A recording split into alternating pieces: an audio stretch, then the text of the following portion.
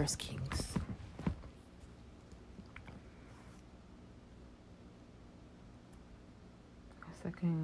First Kings chapter 2.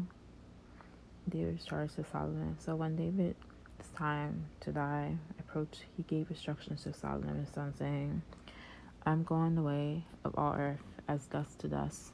Be strong and prove yourself a man.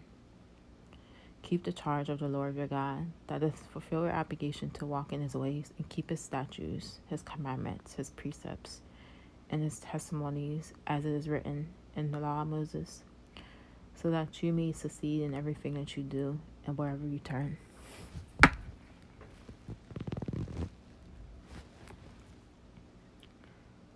So that the Lord may fulfill his promise concerning me, saying, if your sons are careful regarding their way of life to walk before me in truth with all their heart and mind and with all their soul, you shall not fail to have a man descendant on the throne of Israel. Now you also know that what Joab, the son of Zeruiah, my sister, did not do to me, and what he did to the two commanders of the armies of Israel, to Abner, the son of Ner.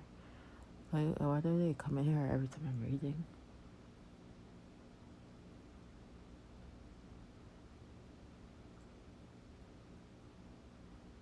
It's like weird. And what did you two commanders of the armies of Israel, to Abner, the son of Ner, and to I can't say that word, Amasa, the son of Jeher, both of whom he murdered, avenging the blood of war in a time of peace. And he put the innocent blood of war of Abner and Amasa on his belt that was around his waist and on his sandals on his feet. So act in accordance with your wisdom, but do not let his gray head go down to Shiloh, the place of the dead, in peace. But be gracious and kind to the sons of Barzillai and the Gileadite, and let them be among those who have the honor to eat at your table. For they met me with kindness, and when I fled from your brother Absalom. 2 Samuel chapter 17, verse 27, verse 29. And look, you have Shemuel, the son of Gera, the Benjamite, of Baram. He is the one who cursed me with a sinister curse the day I went to Mahanaim. But he came down to meet me in the Jordan on the return, and I swore to him by the Lord, saying, I will not put to death with the sword. But now do not let him go unpunished, for you are a wise man, and you will know what to do to him. And you will bring his gray head down into Shiloh, covered with blood.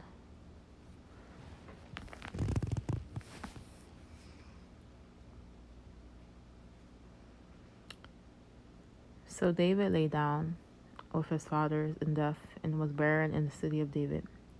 The time that David reigned over Israel was 40 years. He reigned 7 years in Hebron and 30 years in Jerusalem.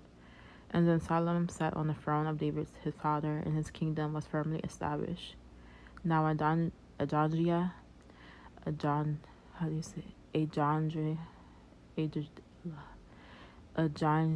say that very word.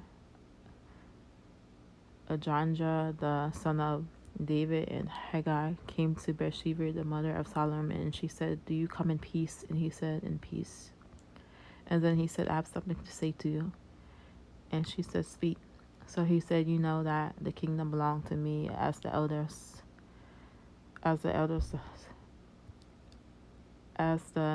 living son in all Israel looked to me and expected me to be king. However, the kingdom has passed from me and become my brother's, for it was his from the Lord. So now I am making a request of you, and do not refuse me. And she said to him, speak. He said, please speak to King Solomon, for he will not refuse you, and ask that may he give me Abijah, the Shunammite, as a wife. 1 Kings chapter 1, verse 4. Bathsheba replied, very well, I will speak to the king for you.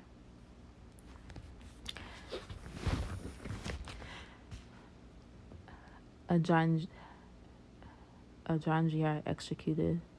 So Bathsheba went to King Solomon to speak to him for Adonijah, and the king rose to meet her and bowed before her and sat down on his throne. Then he had a throne set for her, the king's mother, and she sat on his right. Then she said, I am making one small request of you. Do not refuse me. And the king said to her, Ask my mother, for I will not refuse you. So she said, Let Abishai the Shimlite be given to you, your brother Adonijah, as a wife. King Solomon answered and said to his mother, And why are you asking for Abishai the Shimlite for Adonijah? Ask the kingdom for him, also, since he is my older brother. Ask it for him and for Abner, the priest, and Joab, the son of Zerah, his supporters. Then King Solomon swore by the Lord, saying, May God do the same to me, and more also, if Adonijah has not requested this deplorable thing against his own life. So now as the Lord lives, who has established me and set me on the throne of David, my father, and who had made me a house as he promised, Adonijah shall indeed be put to death today. So King Solomon sent Benaiah the son of Jehoiada, and he struck Adonijah, and he died. Then the king said to Abner the priest, Go to Abner to your own fields for your own certainly to deserve to die. Certainly to deserve to die, but I will not put you to death this day, because you carried the ark of the Lord God before my father David, and you suffered everything that my father endured. So Solomon dismissed Abner, a descendant of Eli, from being priest to the Lord, fulfilling the word of the Lord, which he spoken concerning the house descendants of Eli in Shiloh, 1 Samuel chapter 2, verse 27, verse 36. Now the news reached Joab, for Joab was supported and followed Adonijah, although he had not followed Absalom. So Joab fled to the sacred tent of the Lord and took hold of the horns of the altar to seek Absalom. King Solomon was told that Joab fled to the tent of the Lord and was at the moment beside the altar. And then Solomon sent Benaiah, the son of Jehoiada, saying, Go strike him down. So Benaiah came to the tent of the Lord and told Joab, This is what the king commands, come out of there. But Joab said, No, for I will die here. Then Benaiah brought word to the king again, saying, This is what Joab said, and this is how he answered me. The king said to him, Do as he said, strike him down and bury him, so that you may remove from me and from my father's house the innocent blood which Joab shed.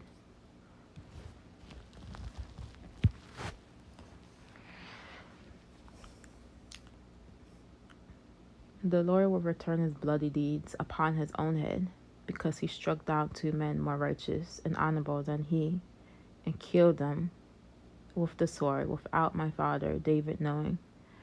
Abner the son of Ner, commander of the army of Israel, and Amasa the son of Joram, commander of the army of Judah. So shall their blood return on their head of Joab,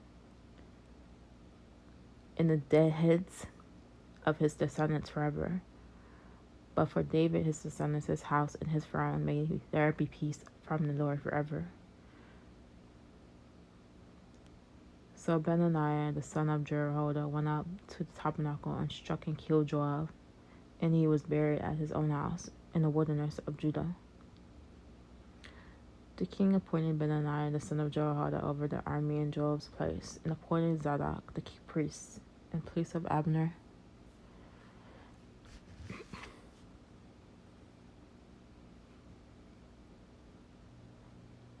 Shimei executed.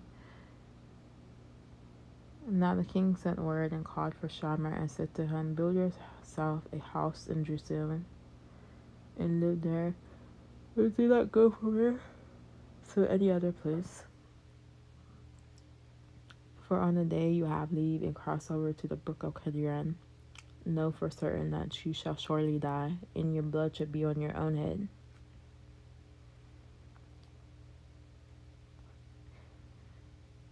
Shimei said to the king, Their word reading is good, as my lord, the king has said. So will your servant do to the Shemite living in Jerusalem for many days. But it happened 3 years, the two of Shimeon's servants ran away to Ashus, the son of Maat, the king of God, and the Shemite was told, behold, your runaway servants are in God. So Shemaiah rose, saddled his donkey, and went to God, to King Ashias, to look for servants. And Shemaiah went and brought them back from God. Now Solomon was told that Shemaiah had gone from Jerusalem to God and had returned. So the king sent word and called for Shemaiah and said to him, did I not make you swear by the Lord and solemnly warn you, saying, for certain that on the day you leave Jerusalem and go anywhere, you shall surely die? And you said to me, the word ruin I have heard is good. Then why then you kept not the oath of the Lord and the command which I gave you?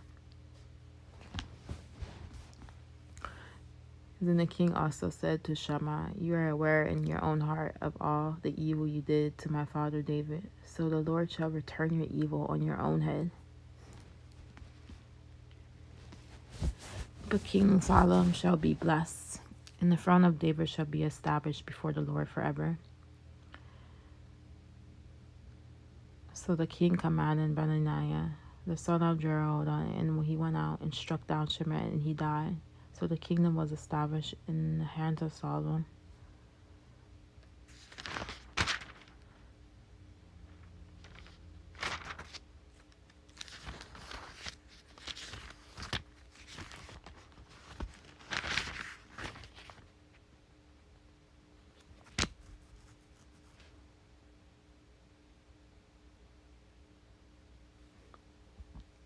Solomon's rule consolidated.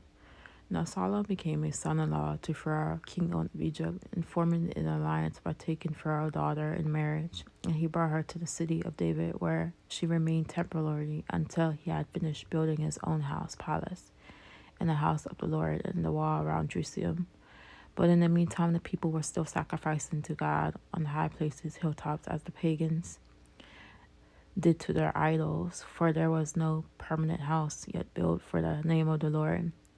Now Solomon loved the Lord, walking at first in the statutes of David his father, except for the fact that he sacrificed and burnt incense in high places, ignoring the law that required all sacrifices to be offered at the tabernacle.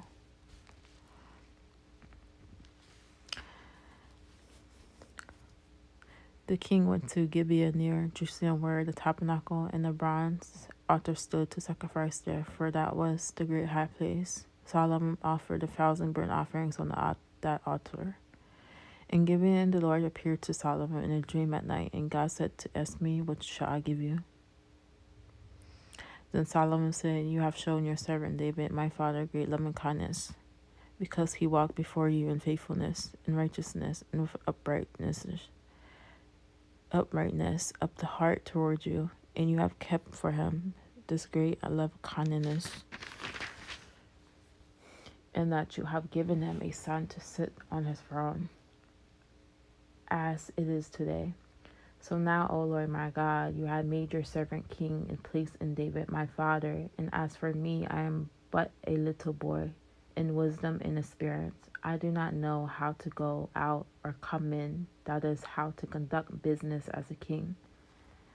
Your servant is among your people whom you have chosen, a great people who are too many to be numbered or counted.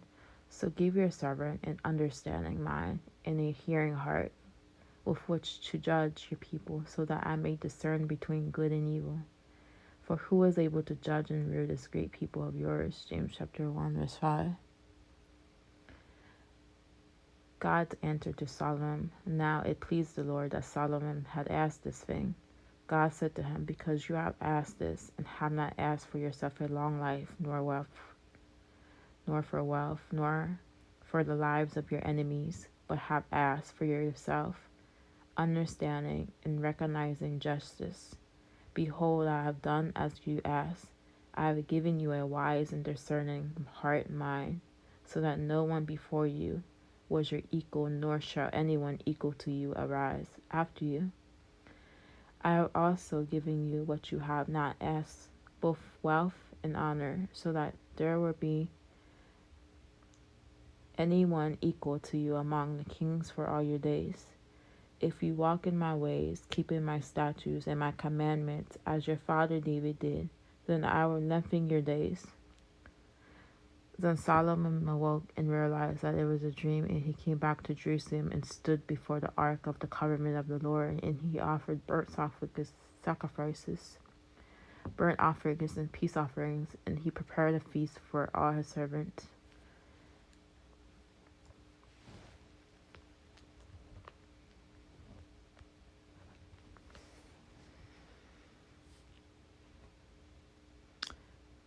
Solomon judges wisely. And then 2 women who were prostitutes came to the kingdom and stood before him. And the one woman said, "Oh, my lord, this woman I live in the same house, and I gave birth to a child while she was in the house. And on the 3rd day after I gave birth, this woman also gave birth. And we were alone together, and no one else was with us in the house, just we 2. Now this woman's son died during the night because she laid on him and smothered him. So she got up in the middle of the night and took my son from his place beside me, while your maidservant was asleep, and laid him on her bosom, and laid her dead son on my bosom. And when I got up in the morning to nurse my son, behold, he was dead. But when I examined him carefully in the morning, behold, it was not my son, the one whom I had born. Then the other woman said, No, for my son is the one who is living, and your son is the dead one. But the first woman said, No, for your son is the dead one, and my son is the living one. This is how they were speaking before the king. Then the king said, This woman says, This is my son, the one who is alive, and your son is the dead one. And the other woman says, No, for your son is the dead one, and my son is the one who is alive. Then the king said, Bring me a sword. So they brought a sword before the king. And then the king said, Cut the living child into 2, and give half to one. Give half to one woman, and half to the other. Then the woman whose child was living spoke to the king, for she was deeply moved over her son. O my lord, give her the living child, and by no means kill him. But the other said, He shall be neither mine nor yours. Cut him. Then the king said, Give the first woman, who was pleading for his life, the living child, and by no means kill him. She is his mother. When all the people of Israel heard about the judgment which the king had made, they were in awe and reverently feared the king, for they saw that this wisdom of God was within him to administer justice.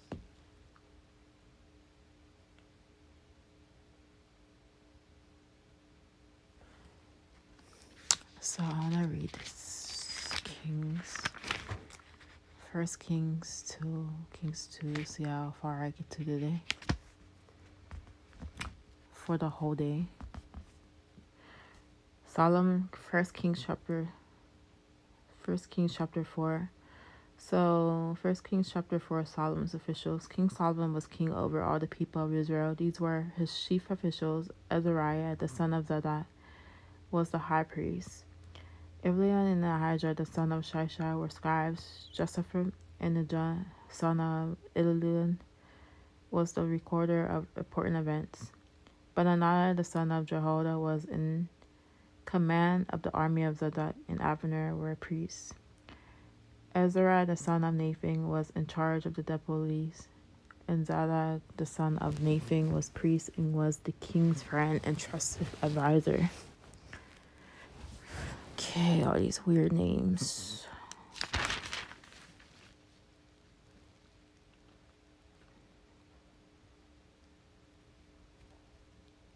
There's no way I could pronounce these names. Solomon had 12 deputies over all Israel who secured provisions for the king and his household. Each man had to provide for a month in a year. And these were the names: Ben-Hur in the hill country of the tribe of Ephraim,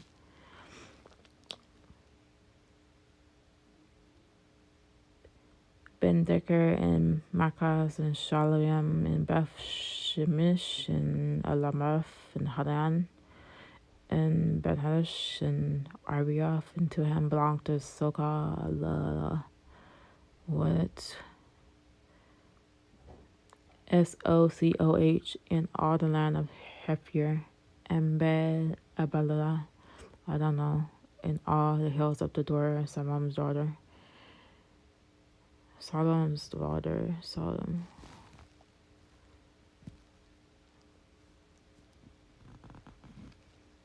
Tapia, Solomon's daughter.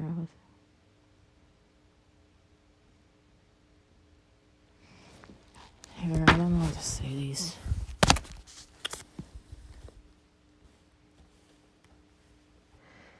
And had peace on all sides around him.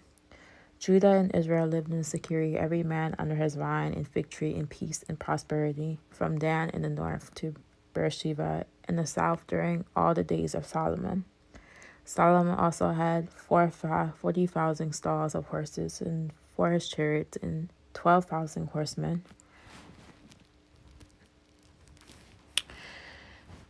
Those deputies provided food for King Solomon and for all the staff who came to King Solomon's table. In each in his month they left nothing but be lacking. They also brought the barley and straw for the horses and swift steeds, war horses, chargers, to the place where it was needed, each man according to his assignment. Now God gave Solomon exceptional wisdom, a very great discernment, and breadth of mind like the sand of the seashore.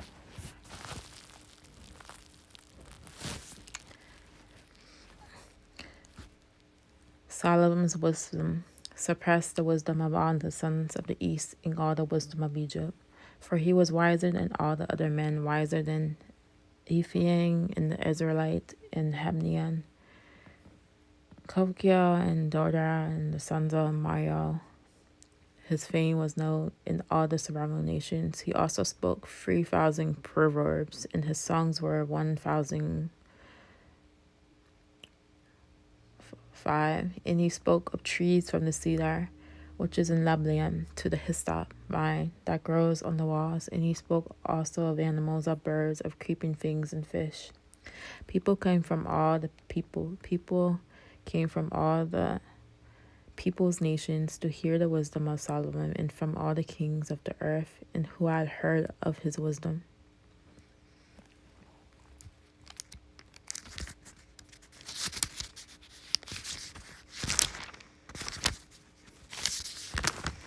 First Kings chapter 5.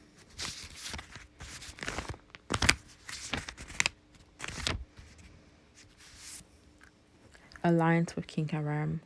Hiram, king of Tyre, sent the servants of Solomon to Solomon when they heard that he had anointed him king in place of his father, for Hiram had always been a friend of David. Then Solomon sent word to Hiram, saying, You know that David, my father, could not build a house temple for the name of presence of the Lord his God because of the wars which surrounded him, until the Lord put his enemies under his feet. 2 Samuel chapter 7 verse 4. And 1 Chronicles chapter 22 verse 8. But now that the Lord my God has given me rest from war on every side, there is neither adversity nor misfortune confronting me. Behold, I intended to build a house temple to the name of the Lord my God, just as the Lord said to my father David. Your son whom I will put on your throne in your place shall build the house for my name and presence. So now command that they cut cedar trees from Lebanon for me, and my servants will join your servants, and I will give you whatever wages you set for your servants. For you know that there is no one among us who knows how to cut timber like the men of Sidon. When Hiram heard the words of Solomon, he rejoiced greatly and said, Blessed be the Lord this day, who has given David a wise son to be king over the great people. So Hiram sent words to Solomon, saying, I have heard the message which you sent to me, and I will do everything you wish concerning the cedar and cypress timber. My servants will bring the logs down from Lebanon to the Mediterranean Sea, and I will Have them made into rafts to go by sea to the place port that you direct me. Then I will have them broken up there, and you shall carry them away. Then you shall return the favor by providing food for my household.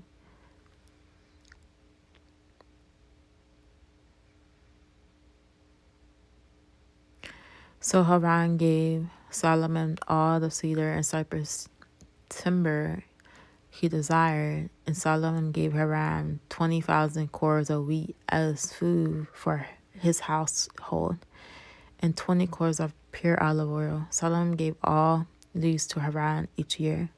The Lord gave Solomon wisdom just as he promised him, and there was peace between Haran and Solomon, and the two of them made a treaty.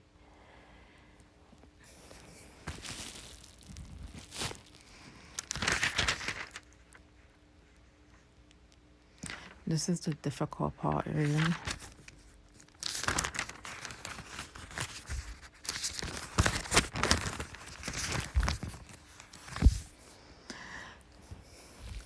The Conscription of Laborers. King Solomon levied forced laborers from all Israel, and the forced laborers numbered 3,000 men, and he sent to the Lebanon 10,000 a month in shifts. 1 month they were in Lebanon, and 2 months at a home. Adoniram was in charge of the forced laborers, and Solomon had 70,000 burden bearers, transporters, and 80,000 stonemen in the hill country of Judah. Besides Solomon's 3,300 chef deputies who were in charge of the project and who were in charge of the people doing the work. The king gave orders in a crowd. They carried great stones, valuable stones, to lay the foundation of the house temple with cut stones. So Solomon's builders and Hiram's builders and the men of Gibeah cut and chiseled the stones and prepared the temple and the stones to build the house temple.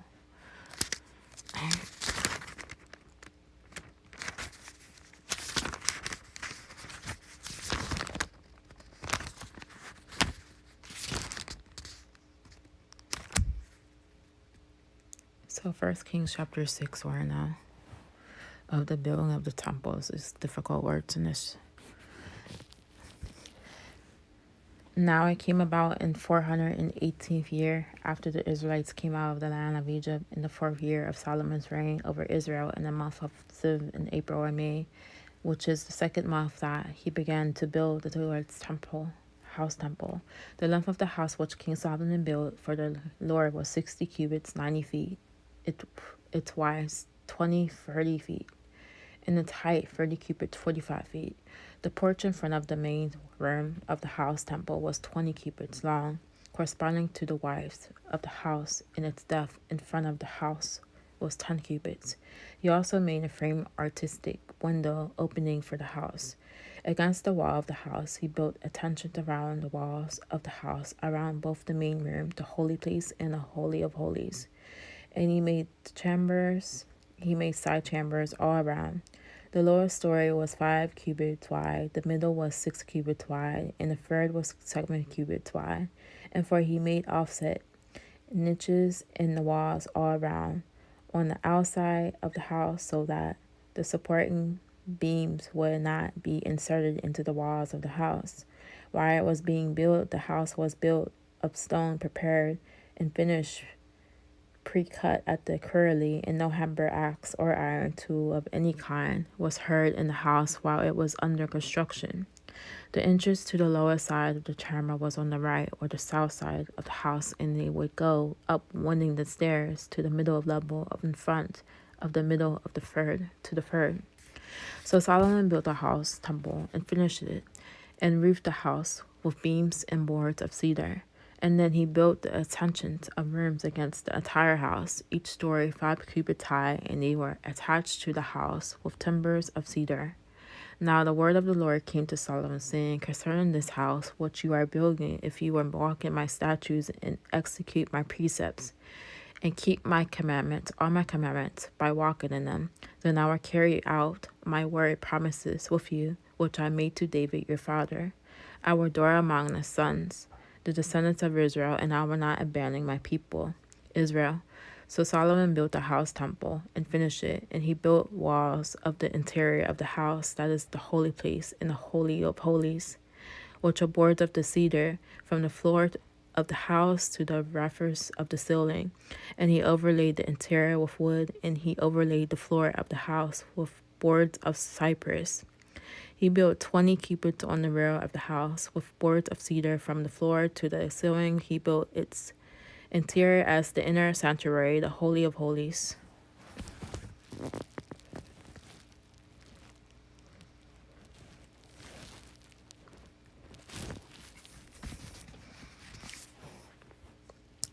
The rest of the house, that is, the temple in front of the Holy of Holies, was 40 cubits long. The cedar on the house within the had wood carvings in the shape of gourds and open flowers. Everything was cedar, no stone was visible. And then he perpetrated the Holy of Holies within the house in order to put the ark of the covenant of the Lord there. The Holy of Holies was 20 cubits in length, 20 cubits in width, and 20 cubits in height, a cube, and he overlaid it with pure gold. He also overlaid the cedar altar with gold. Solomon overlaid the interior of the house with pure gold, and he drew chains of gold across the front of the Holy of Holies inner sanctuary, and he overlaid it with gold.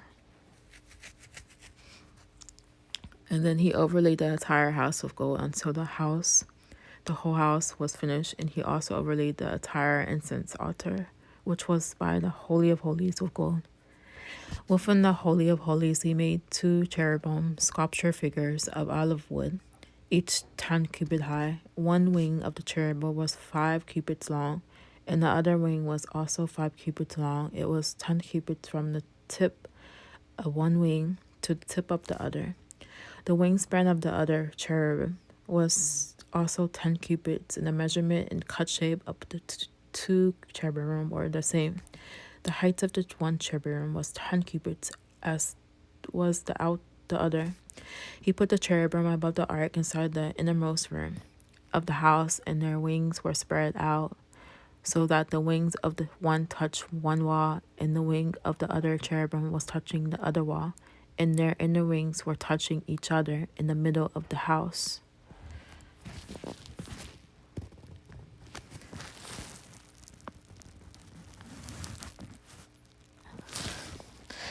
Then Solomon also overlaid the cherubim with gold. He carved it.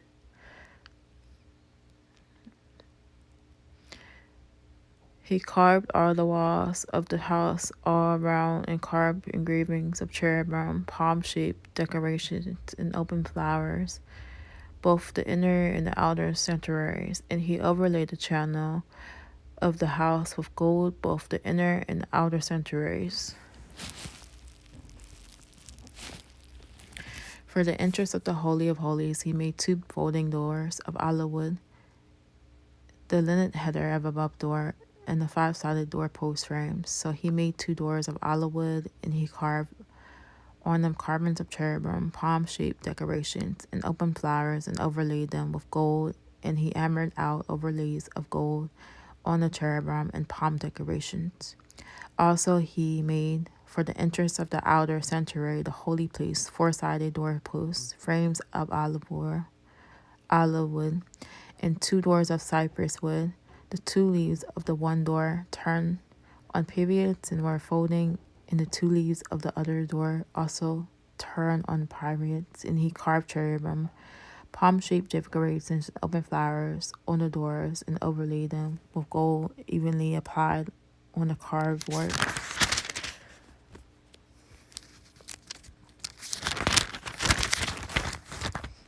He built the inner courtyard with 3 rows of cut stone and a row of cedar beams. In the 4th year of King Solomon's reign, the foundation of the Lord's house was laid in the 2nd month of the April, May. In the 11th year of King Solomon's reign, in the month of October, November, that is the 18th month, the house was finished throughout all of its parts, and in accordance with all of its speculations. So the specifications, so he built it in 7 years.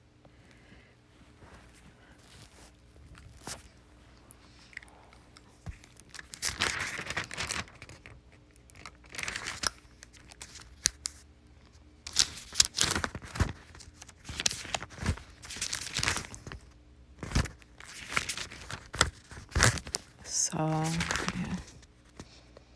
We're going to be reading this all day long.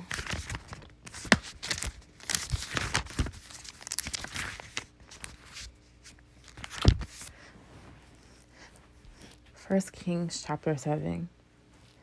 Solomon's palace. Now Solomon built his own house palace in the 13 years, and he finished all his house in that time. And he also built the house of the forest of Lebanon, and its length was 100 cubits, 150 feet, its width 50 cubits, 75 feet, and its height 30 cubits, 45 feet, upon 4 rows of cedar. Pillars with cedar beams upon the pillars, and it was covered with cedar as a roof on the supporting beams that were up upon the 45 pillars, 15 each row. There were artistic window frames in the 3 rows, and the windows was opposite windows and the 3 tiers. All the doorways and doorposts and windows had squared artistic frames, and windows was opposite windows and 3 tiers. And he also made the hall of pillars. Its length was 50 cubits, 75 feet, and its width 30 cubits, 45 feet. And there was a porch in front of the pillars, and a threshold in front of them.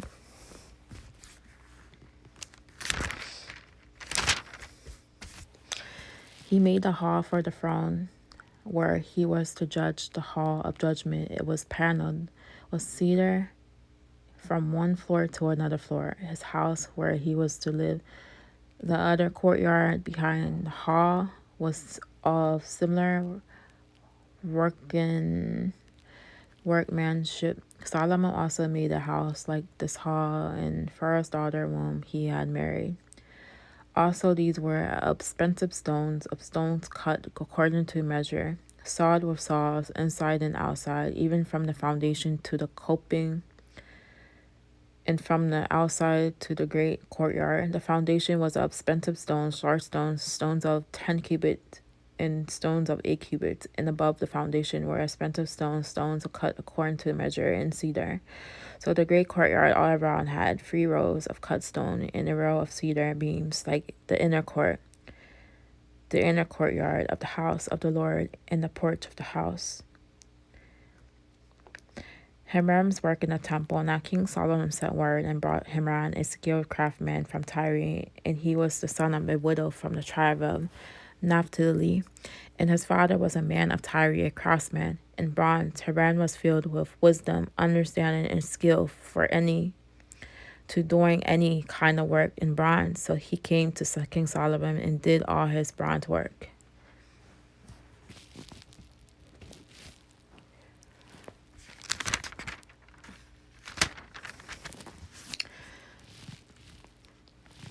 He cast the 2 pillars of bronze.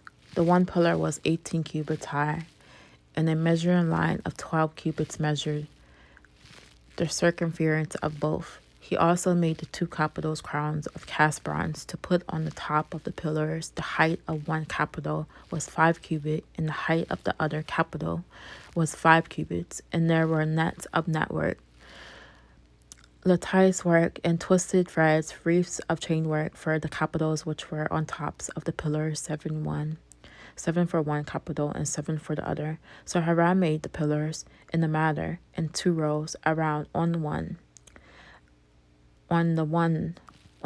network to cover the capitals which were on the top of the pomegranates, and he did the same for the other capital.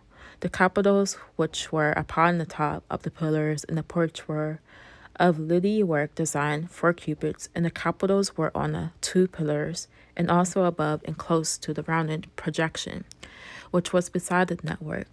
There were 200 pomegranates in rows around both capitals. Hiram set up the pillars at the porch of the temple. He set up the right pillar and named it, I don't know that word, Jachin. May he establish, and he set up the left pillar and named it Boaz in its strength. On the top of the pillars was a lily work design, so the work of the pillars was finished. Now he made the sea basin of this cast metal 10 cubits from brim to brim, circular in form, 5 cubits high, and 30 cubits in circumference. Exodus chapter 30, verse 17, verse 21, and 2 Chronicles chapter 4, verse 6. Under its brim were gorns and acre circling it 10 to a cubit completely surrounding the sea. The gourds were in 2 rows, cast in one piece with it. It stood on 12 oxen, 3 facing north, 3 west, and 3 south, and 3 east. The sea was set on top of them, and all of the rear parts pointed inward. It was a hand wide thick, and its brim was made like the brim of a cup, like a lily blossom. It held 2,000 baths. And then Hiram made 10 bronze stands for smaller basins. The length of each stand was 4 cubits, its width was 4 cubits, and its height was 3 cubits. And this was the design of the stands. They had borders between the frames. On the borders between the frames were lions, oxen, and cherubim. And on the frames there were a pedestal above. Beneath the lions and oxen were borders of hanging work. Now each stand had 4 bronze wheels, bronze axles in its 4 feet, and had supports for a basin. Beneath the basin were cast supports with borders at each side. Its opening inside, the crown at the top, measured a cubit, and its opening was around like the design of a pedestal, a cubit and a half. Also on its opening were cravings, and the borders were square, not round. Underneath the borders were 4 wheels, and the axles of the wheels were on a stand, and the height of a wheel was a cubit and a half. The wheels were made like a chariot wheel. Their axles, their rims, their spokes, and their hubs were all cast.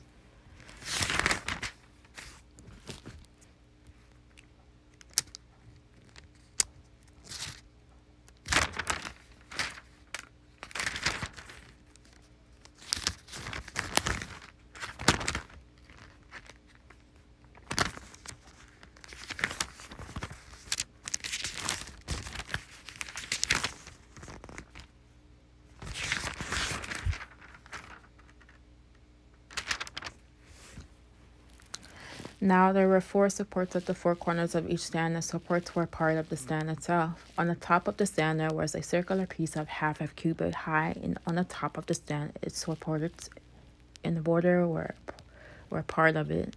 And on the surface of its supports and its borders, Hiram engraved cherubim, lions, and palm-shaped decorations according to the available space for each, with the borders all around. He made the 10 stands like this. They all had 1 casting, 1 measure, and 1 form. Then he made 10 basins of bronze. Each basin held 40 baths and was 4 cubits, and there was 1 basin on each of the 10 stands. Then he placed the basins, the base 5 on the right or the south side of the house, and 5 on the left or north side, and he set the sea of cast metal on the right side of the house toward the southeast. Now Hiram made the basins and the shovels and the bowls. So Hiram finished all the work which he did for King Solomon on the house of the Lord. The 2 pillars and the 2 bowls of the capitals, which were on the top of the 2 pillars, and the 2 networks to cover the 2 bowls of the capitals, which were on the top of the pillars, and the 400 pomegranates, and the 2 networks, and the 2 rows of pomegranates for each network to cover the 2 bowls of the capitals that were on the tops of the pillars. The 10 stands and the 10 basins on the stands, 1 seat basic, and the 12 oxen under the sea. The pails, the shovels, and the bowls, and all the utensils of which Hiram made for King Solomon in the house of the Lord were of polished bronze. In the plain of the Jordan River, the king cast them in the clay ground between Succoth and Zerion. Solomon left all the utensils unweighed because there were so many. The weight of the bronze could not be determined. Solomon made all the other furniture which was in the house of the Lord, the incense, the altar of gold, the table of gold, on which was the bread of the presence, the lampstands of pure gold, the 5 on the right side and the 5 on the left in front of the Holy of Holies, inner sanctuary, with the flowers, the lamps, and the tongs of gold, the cups, stoppers, the bowls, spoons, fire pans of pure gold, and the hinges of gold, both for the doors of the inner house, the Holy of Holies, and for the doors of the house of the main room, the holy place. So all the work that King Solomon did on the house of the Lord was completed, and Solomon brought in the things which David his father had dedicated, the silver, the gold, and the utensils, and he put them in the treasuries of the Lord's house.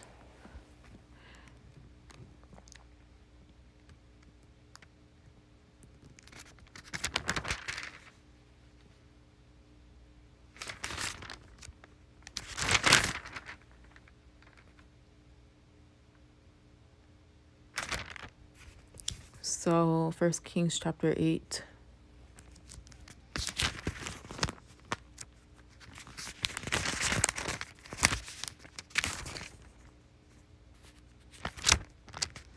And how many chapters is it? It's 22 chapters.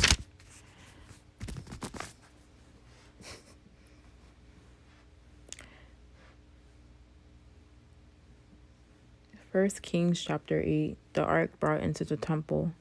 Then Solomon assembled the elders of Israel and all the heads of the tribes, the leaders of the fathers' household of the sons of Israel, to King Solomon in Jerusalem to bring up the ark of the covenant of the Lord from the city of David, which is Zion.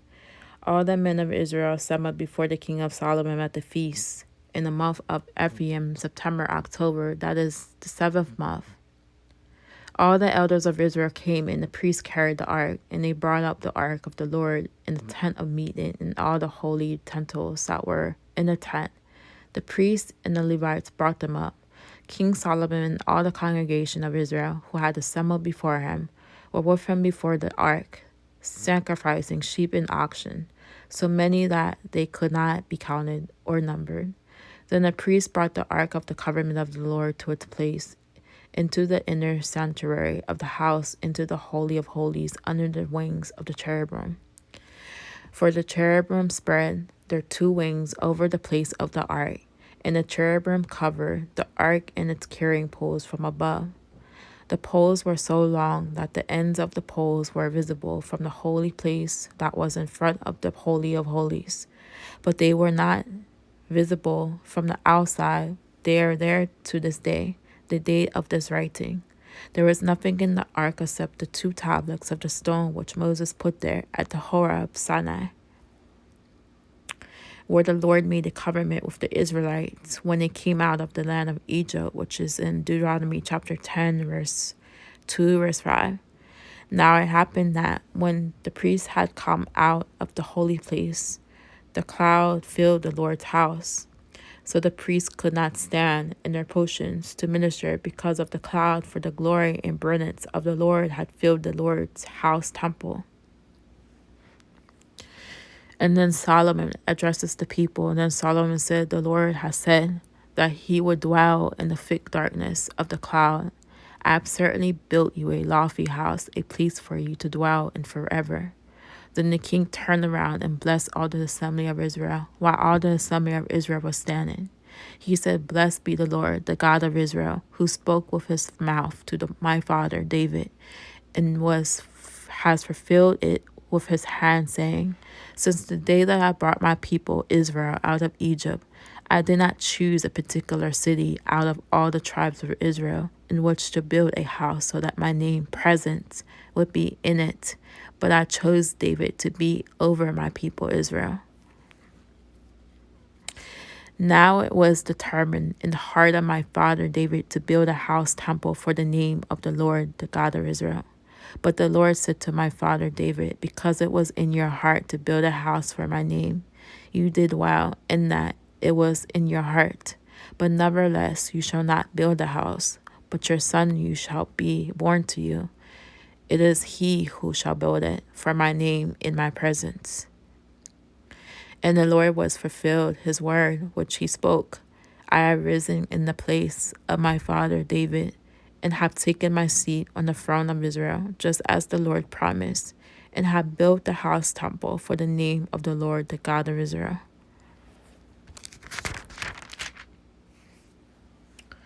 There I have made a place in the Holy of Holies for the ark, in which is the covenant, solemn agreement of the Lord, which he made with our fathers when he brought them out of the land of Egypt. Mentioned in Exodus chapter 34, verse 28. The prayer dedication now. Then Solomon stood in the courtyard before the altar of the Lord in the presence of all the assembly of Israel, and spread out his hands toward heaven. He said, O Lord, the God of Israel, there is no God like you in heaven above or on earth below, who keeps the covenant and shows loving kindness to your servants who walk before you with all their heart.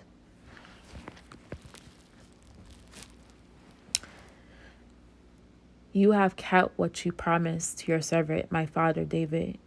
You have spoken with your mouth and have fulfilled your word with your hand, as it is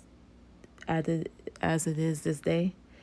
Now therefore, O Lord, the God of Israel, for your servant, my father David, that which you promised him, when you said, you shall not be without a man descendant to sit on the throne of Israel. If only your sons take heed to their way of life, to walk before me according to my laws, as you have done. Now, O God of Israel, please let your word, which you have spoken to your servant David, my father, be confirmed. But will God indeed dwell on the earth? Behold, heaven and the highest heaven cannot contain you. How much less this house which I have built? Yet graciously consider this prayer of your servant and his supplication, O Lord my God, to listen to the loud cry and to the prayer which your servant prays before you today.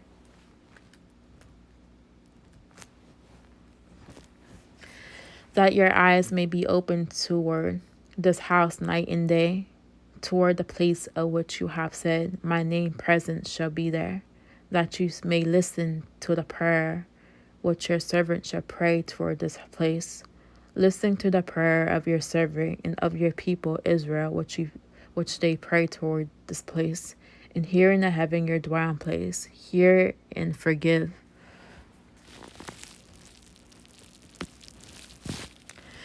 If a man sins against his neighbor and is made to take an oath of innocence, and he comes to take the oath before your altar in this house temple, then hear from heaven and act and judge your servants, condemning the wicked by bringing his guilt on his own head, and justifying the righteous by rewarding him according to his righteousness.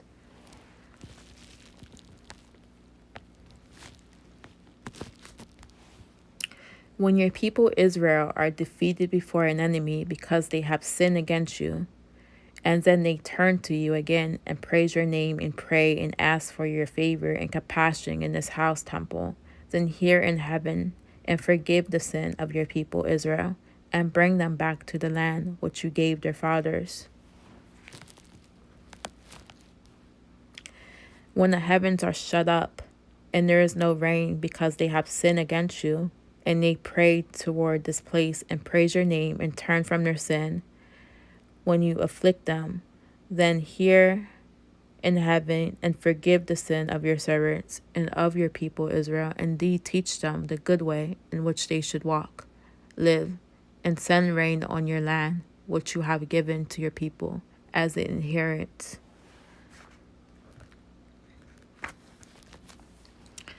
If there is a famine in the land, or if there is pestilent, plague, blight, mildew, or migratory locusts, or grasshoppers, if their enemy besieges them in the land of their cities, whatever affliction or plague, whatever sickness there is, whatever prayer or pleading is made by any individual or by your people Israel, each knowing the affliction of his own heart and spreading his hands out toward this house, then hear in heaven your dwelling place, and forgive and act and give to each according to his ways, whose heart mind you know, for you, and you alone know the hearts of all the children of men.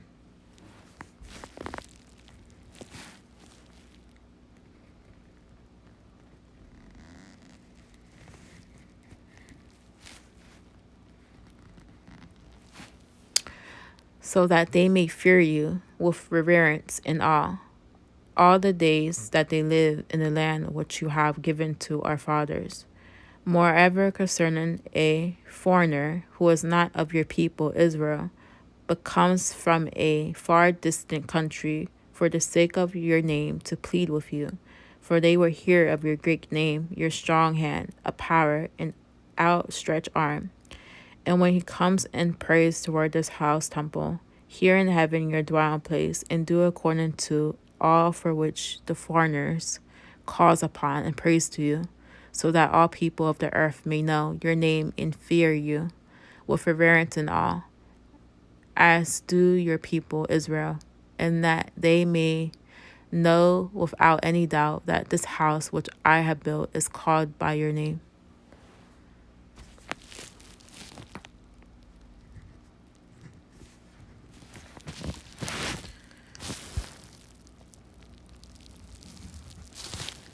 When your people go out to battle against their enemy by whatever way you send them, and they pray to the Lord toward the city which you have chosen, and the house that I have built for your name and presence, then hear in heaven their prayer and their pleading, and maintain their right and defend their cause. When they sin against you, for there is no man who does not sin, and you are angry with them and hand them over to the enemy, so that they are carried away captive to the enemy's land, whatever far away or near. If they take it to the heart in the land where they have been taken captive, and they repent and pray to you in the land of their captors, saying, we have sinned and done wrong, and we have acted wickedly. If they return to you with all their heart and with all their soul in the land of their enemies who have taken them captive, and they pray to you toward their land of Israel, which you gave to their fathers, the city of Jerusalem, which you have chosen, in the house which I have built for your name and presence, then hear the prayer and the supplication in your heaven, your dwelling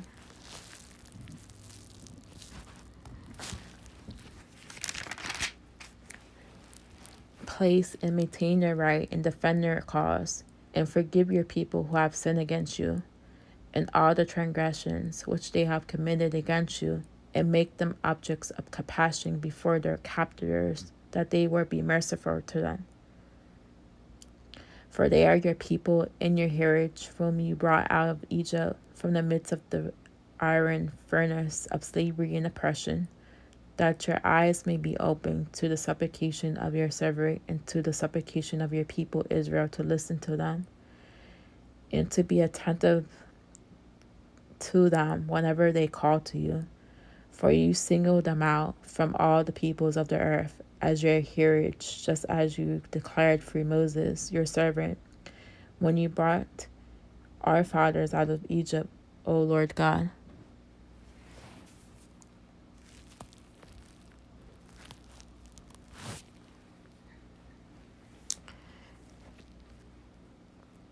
When Solomon finished offering the entire prayer and supplication to the Lord, he arose from before the Lord's altar, where he had knelt down with his hand stretched toward heaven.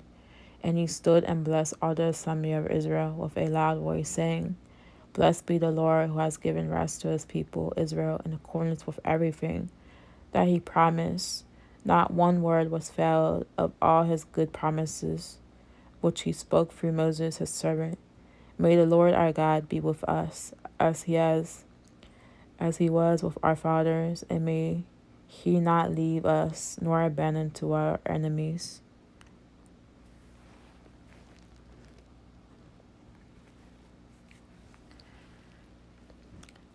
That he may guide our hearts to himself, to walk in all his ways, following him, and to keep his commandments, his statutes, and his precepts, which he commanded our fathers. Let these words of mine, with which I have made supplication before the Lord, be near to the Lord our God day and night, so that he will maintain the cause and right of his servant and of his people Israel, as each day requires, so that all the people of Israel may know that the Lord is God. There is no one else, no other gods. Therefore your hearts are to be wholly devoted to the Lord our God, to walk in his statutes and to keep his commandments as you're doing today.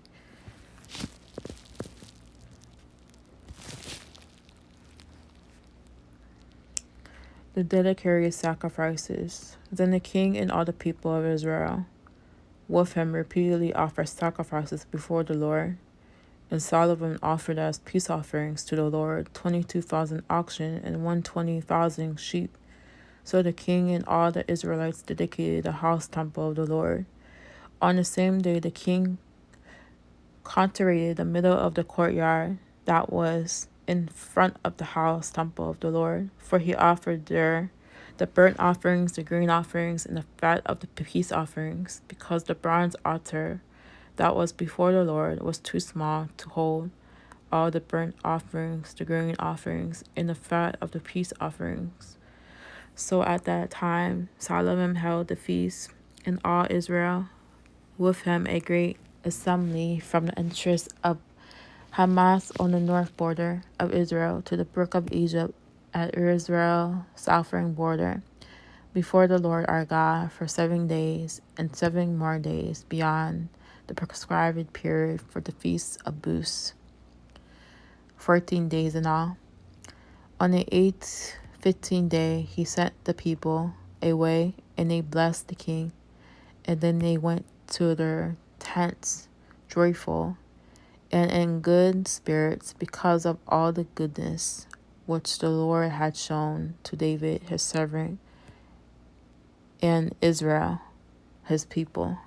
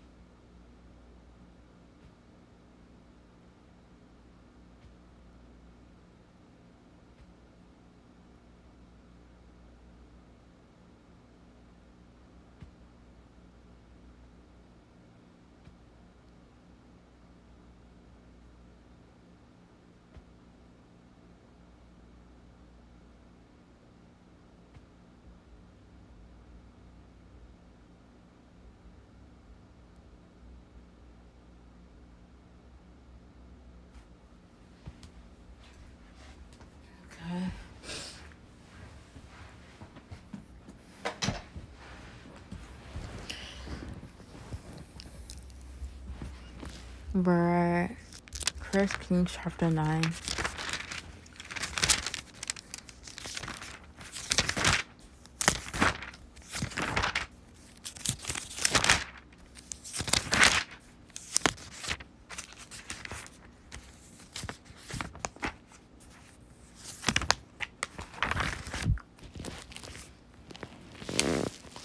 God's promises and warning. Now it happened when Solomon had finished building the house temple of the Lord and the king's house palace and all else which he was pleased to do, that the Lord appeared to Solomon a second time, just as he had appeared to him at Gibeon. The Lord told him, I have heard your prayer and supplication which you have made before me. I have consecrated this house which you have built by putting my name in my presence there forever. My eyes and my heart shall be there perpetually.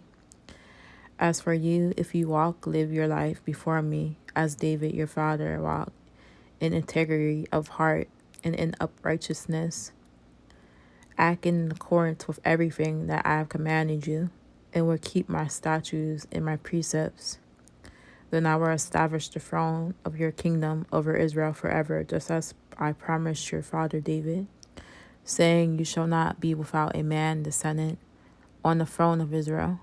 But if you or your sons turn away from my following me, and do not keep my commandments and statutes, which I have set before you, but go and serve other gods. So he always talks about serving other false gods. How many times did he tell you, don't serve false gods? He's the only one to be worshipped.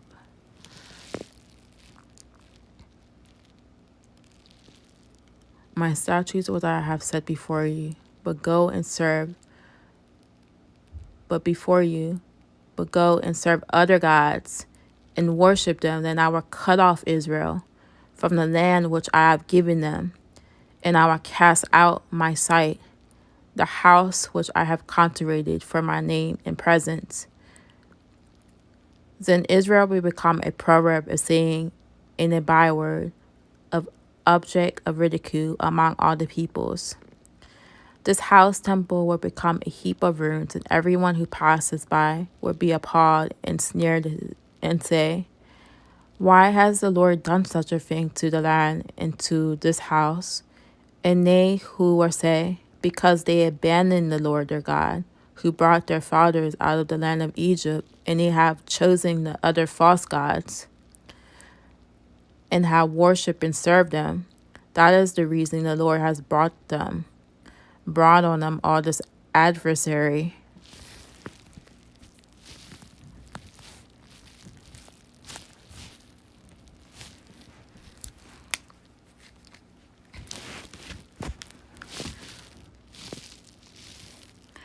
Now at the end of 20 years, in which Solomon built the two houses, the temple of the Lord and the palace of the king, Hiram, king of Tyre, has supplied Solomon with as much cedar and cypress timber from Lebanon and gold as he desired, as the time King Solomon gave Hiram 20 cities in the land of Gilead, northern Israel.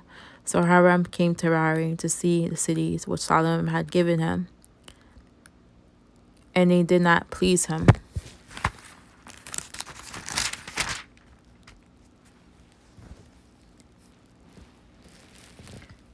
He said that, what are these cities good for, which you have given me, my brother? So they have been called the land of Kabah, like nothing, unproductive to this day. And Hiram sent his king on 20 talents of, I don't know who that was. And Hiram sent to the city the kings of 120 talents of gold. Now this is the account of the forced labor with Solomon, conscript to build the house of the Lord, his own house, the Milio fortification, the wall of Jerusalem, and the fortress cities of Hazor and Mania and Gizion. For Pharaoh, king of Egypt, had gone up and taken Gizion and burned it with fire and killed the Canaanites, the Canaanites who lived in the city, and he had given it as a dowry to his daughter, Solomon's wife. So Solomon rebuilt and fortified Gizion and lowered Beth-horon, Bethia and Tamir and the wilderness in the land of Judah, and all the storage cities for the surplus provisions which Solomon had, and the cities for the chariots, and the cities for the horsemen, and whatever it pleased Solomon to build in Jerusalem, and Lebanon, in all the land under his rule. As for all the people who were left at the Amorites, Hittites, Perizzites, Hivites, and Jebusites, who were not of the descendants of Israel, their children who were left after them in this land, whom the Israelites were unable to completely destroy from them, Solomon levied conscripted forced laborers even to this day, the date of the writing.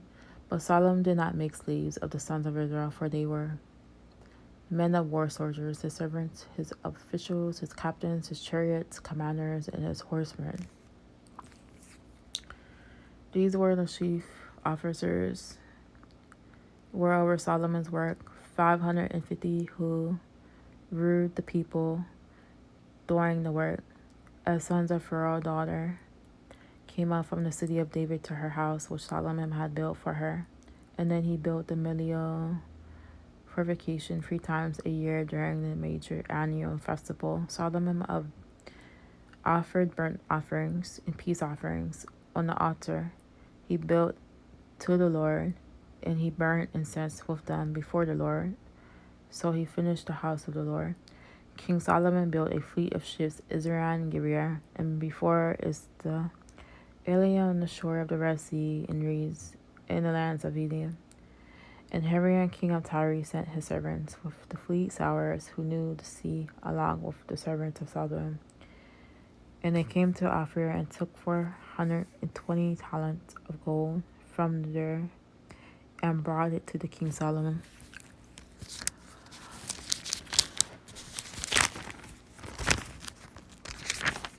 So we're at 10 now. The Queen of Sheba. Now when the Queen of Sheba heard of the fame of Solomon concerning the name of the Lord, she came to test him with riddles. And so she came to Jerusalem with a very large caravan and entourage with camels carrying spices, a great quantity of gold and precious stones. And when she came to Solomon, she spoke with him about everything that was on her mind to discover the intent of his wisdom. Solomon answered all her questions, and there was nothing hidden from the king which he did not explain to her. When the Queen of Sheba had seen all the wisdom of Solomon in his palace which he had built, the food on his table, the seating of servants, the court officials, the attendants of his waiters, and their attire, his cupbearers, and his stairway by which he went up to the house temple of the Lord, she was breathless and awed by the wonder of it all. Then she told the king, "The report which I heard in my own land about your words and wisdom is true. I did not believe the report until I came and saw it with my own eyes. Behold, that half of it was not told to me. You exceed in wisdom and prosperity the report which I heard. How blessed, fortunate, and happy are you. Are your men, how blessed are these, your servants who stand continually before you, hearing your wisdom. Blessed be the Lord your God, who delighted in you to set you on the throne of Israel, because the Lord loved Israel forever, and he made you king to execute justice and righteousness." She gave the king 120 talents of gold and a very great quantity of spices and precious stones. And nevertheless, never again did such a abundance of spices come into Israel as that which the Queen of Sheba gave King Solomon.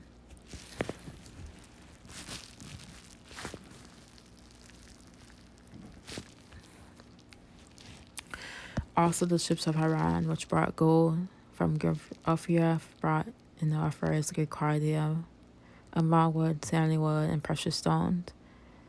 From the beginning, from the very sandalwood, the king made pillars for the house of the Lord and for the king's palace, and also lyres, harps for the singers, such as ever did not come to Israel again, nor has it been seen to this day.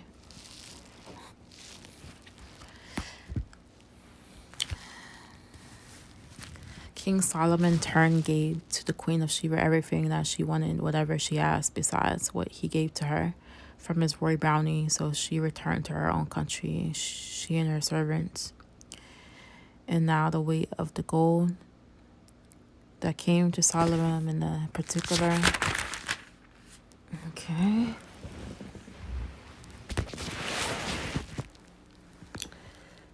Year was 166 talents of gold, besides the taxes, the traders, and the wares of the merchants, and the tribute money from all the kings of the Arabs, the Bardanians, and the governors of the country. King Solomon made 200 large shields of beating hammer gold. 600 shekels of gold went into each shield. He made 300 smaller shields of beaten gold, 3 minas of gold in each shield. The king put them in the house of the fortress of the living, the king's armory.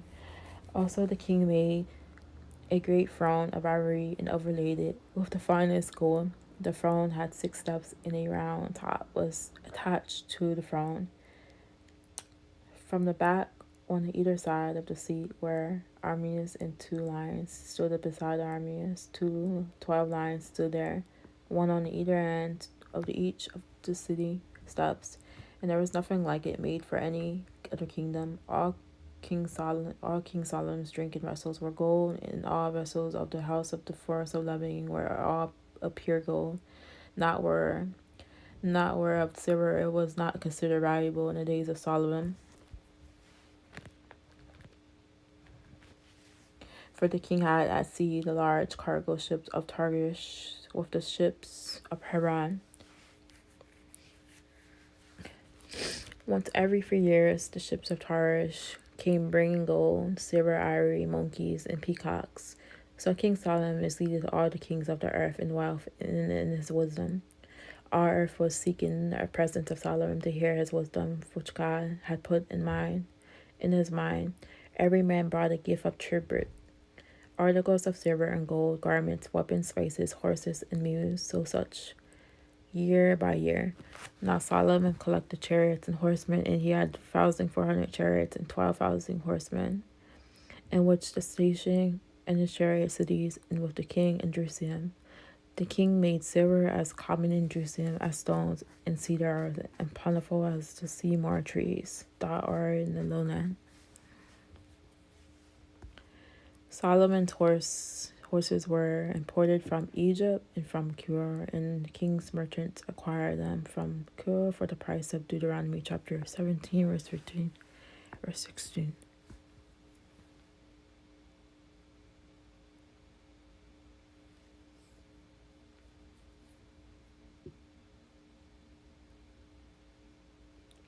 A chariot could be imported from Egypt for 600 shekels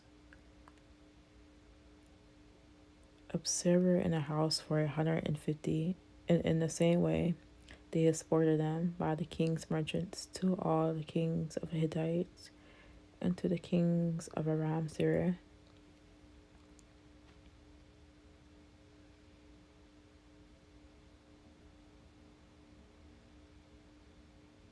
So we're in 1kings chapter 11.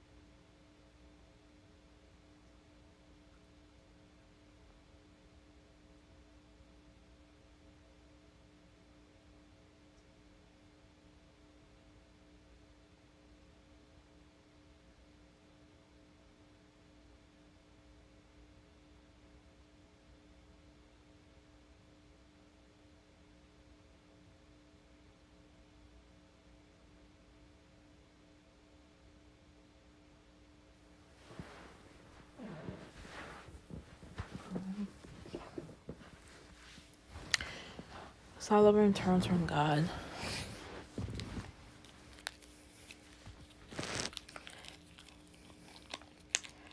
Solomon turns from God.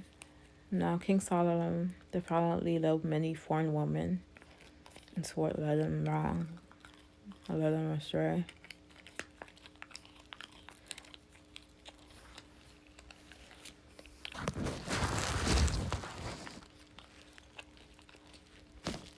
He loved many foreign women, along with the daughter of her Moabite, Edomite, Sodomite, and Hittite women, from the very nations of whom the Lord said to the Israelites, "You shall not associate with them, nor shall they associate with you.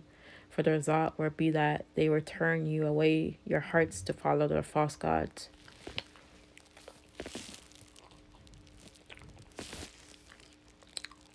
And he said that in Deuteronomy chapter 17, verse 17.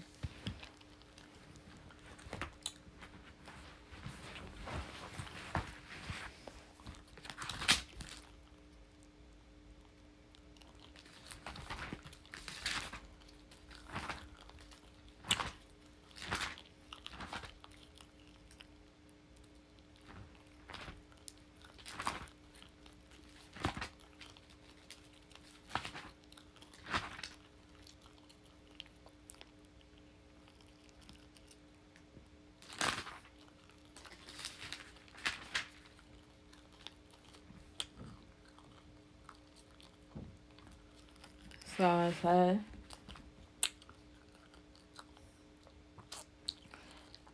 taking foreign wives violated the Lord's prohibitions against marrying the Canaanite woman in Exodus chapter 34, verse 12. Verse 17, taking many wives violated the standard of monogamy established at the beginning of Genesis chapter 2, verse 24, verse 25, and resulted in the rapid polygamy, polygamy. You know what that means? Like, one guy has like a bunch of wives he marries, and he thinks it's cool. Something God has also forbidden to Israel's future kings. Solomon was affected by the contemporary practices of the surrounding culture. Entering into a political marriage was a means to consolidate a relationship with a neighboring monarch, and Solomon followed this custom at the expense of obedience to God. Unfaithfulness creeps into our lives when our hearts are more closely attuned to contemporary culture and peer pressure than to the voice of God. The hindrance of Solomon's unfaithfulness stands in contrast with the abundance of God's favor and the plainness of his commands.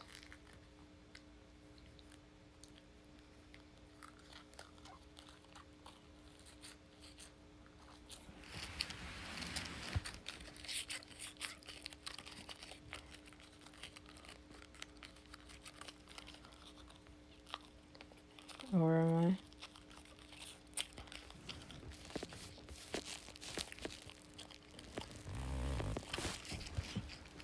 Oh no.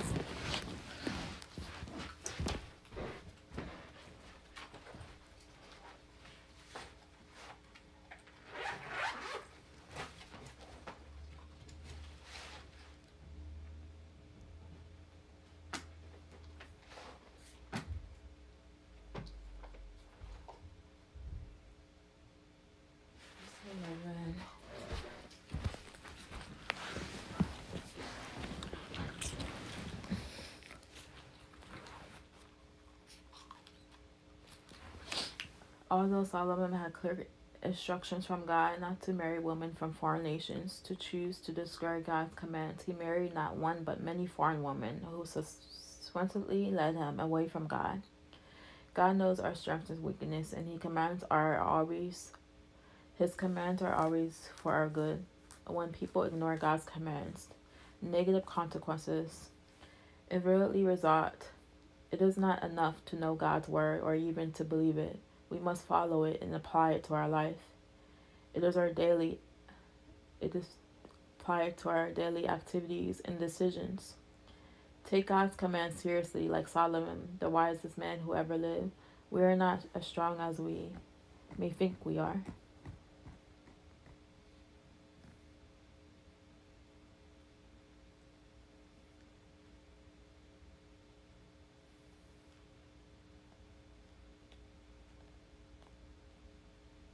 And Solomon handled the great pressures in running the government, but he could not handle the pressure from his wives who wanted him to worship their false gods.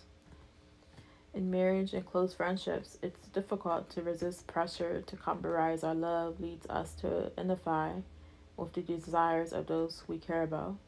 And faced with such pressure, Solomon at first resisted it, maintaining pure faith. Then he tolerated more widespread practice of adultery. Finally, he became involved in an idolatrous worship, rationalizing away the potential danger to himself and to the kingdom because we want to please and identify with our loved ones. God asks us not to marry those who do not share our commitment to Him.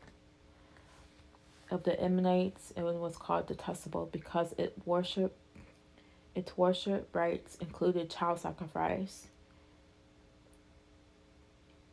and shared match with the Moabites' national god. The Israelites were warned against worshiping other gods many times. In general, in Moloch in particular, Exodus chapter 20, verse 1, verse 6, in Leviticus chapter 18, verse 21, in Leviticus chapter 20, verse 1, verse 5.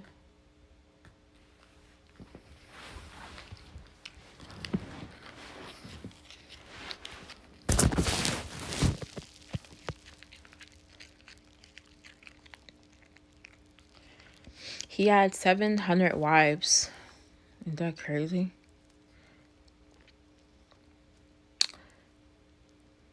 Princesses and 300 concubines, and his wives turned his heart away from God.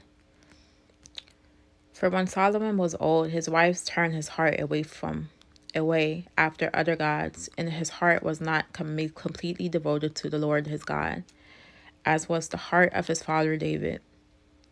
For Solomon went after the Ashereth false god, the fertility goddess of the Sidonians. Hello, barren babes. Thank you for coming by.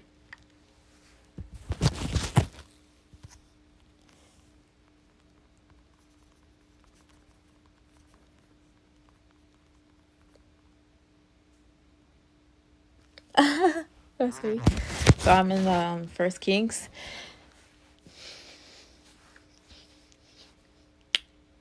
So he went, for Solomon went after the, I don't know how to pronounce that word, Ashtoreth, Ashtoreth,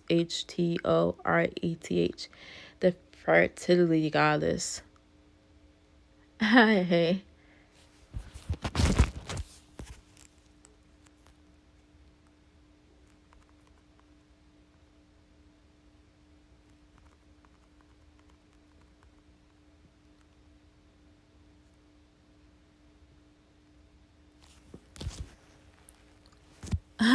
Thank you.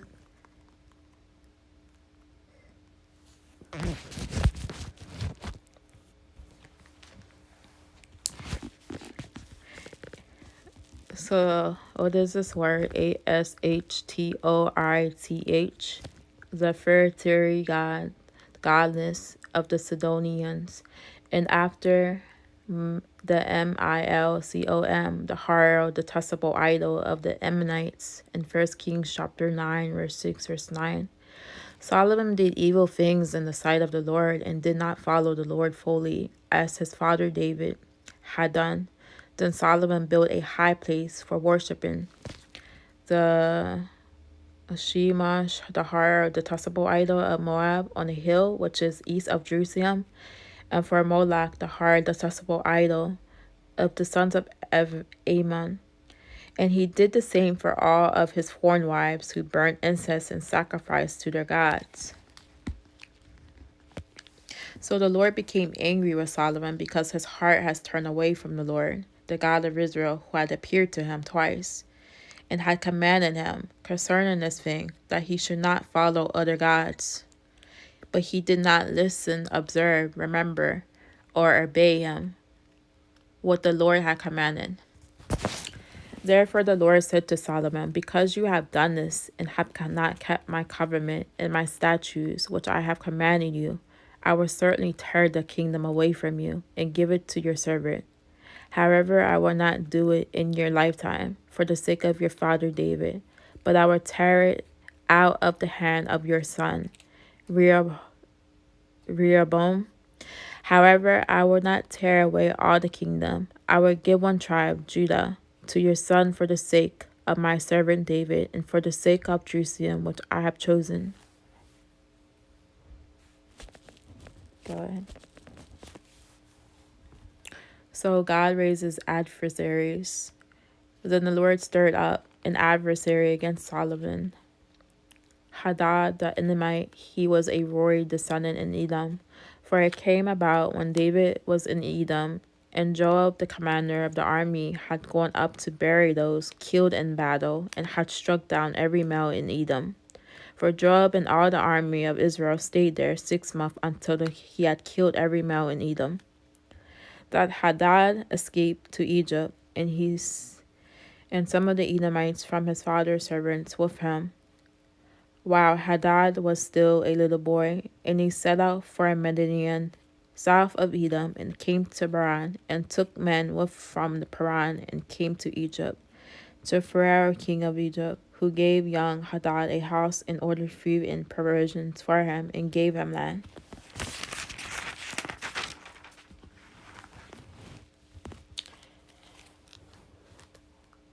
So Hadad Hadad found great favor with Pharaoh, so that he gave Hadad in marriage the sister of his own wives, the sister of Tarvaphines, the queen. The sister of Tarvaphines gave birth to Genubath. Hadad saw in the womb. Tarvaphines weaned in Pharaoh's house in Garbam. Genubath was in Pharaoh's household among the sons of Pharaoh. But when Hadad heard in Egypt that David died, and that Joab, the commander of the army, was dead, Hadad said to Pharaoh, "Let me leave, so that I may go to my own country." Then Pharaoh said to him, "But what have you lacked with me, that now you ask to go to your own country?" He replied, "Nothing, nevertheless, you must let me go." God also stirred up another adversary for Solomon. Rezin, the son of Eliada, who had fled from his master Haziezer, king of Zobah. Rezin gathered men to himself and became leader of a marauding band after David, killed those in the Zobah, and they went to Damascus and stayed there, and they reigned in Damascus. So Rezin was an adversary to Israel all the days of Solomon, along with the evil that Hadad inflicted. Rezin hated Israel and reigned Aram in Syria. Jeroboam, Solomon's servant, the son of Nabat, and the Asphorite of Zeriah, whose mother's name was Zeriah, a widow, also rebelled against the king. Now this is the reason why he rebelled against the king. Solomon built the Millo fortification, and repaired and closed the breach of the city of his father. The man Jeroboam was a brave in war, and when Solomon saw that the young man was industrious, he put him in charge of all the forced labor in the house of Joseph. It came about that time when Jeroboam left Jerusalem that the prophet Ahijah, the Shilonite, met him on the road. And now Ahijah had covered himself with a new cloak, and the two of them were alone in the field. Then Elijah took hold of the new cloak, which he was wearing, and tore it into 12 pieces.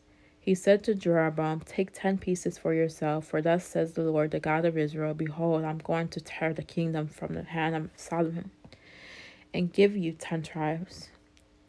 But he and his descendants shall have 1 tribe. Benjamin was annexed to Judah, for the sake of my servant David, and for the sake of Jerusalem, the city which I have chosen out of all the tribes of Israel.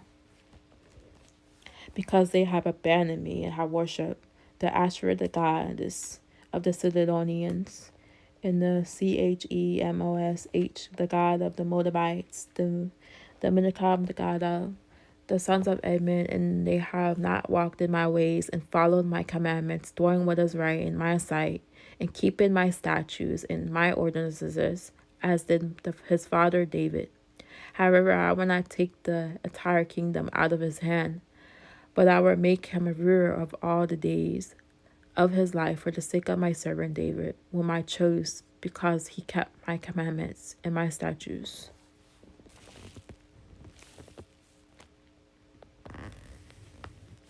But I will take the kingdom out of his son's hand and give it to you, 10 tribes. Yet to his son I will give 1 tribe, so that my servant David may have a lamp always before me in Jerusalem, the city where I have chosen to put my name and presence. I will take you, Jeroboam, and you shall reign over whatever your soul desires, and you shall be king over Israel, the 10 northern tribes.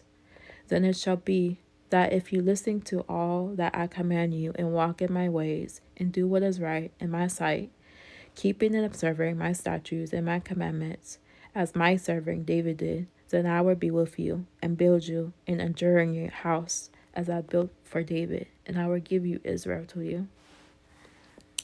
And in this way I will afflict the descendants of David for this their sin, but not forever. So Solomon attempted to kill Jeroboam, but Jeroboam set out and escaped to Egypt, to the Shishak king of Egypt and stayed in Egypt until Solomon died.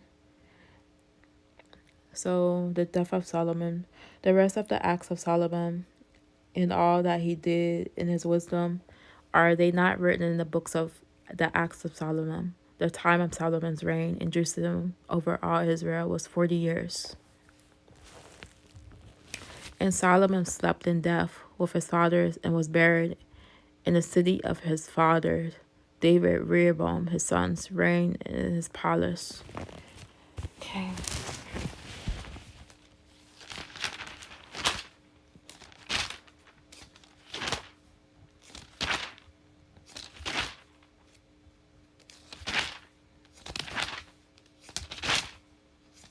Let's see.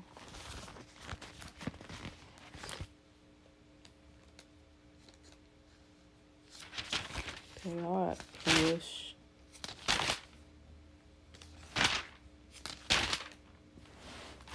Wait, I need to get a drink of water.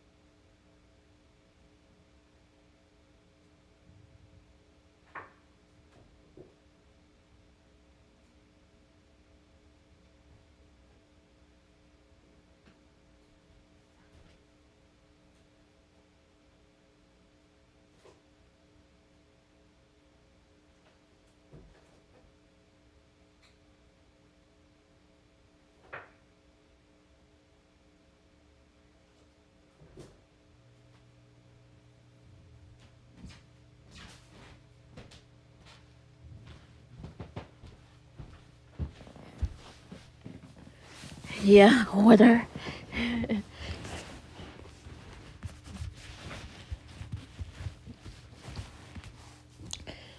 So now I'm at 1kings chapter 12. King Rehoboam acts foolishly.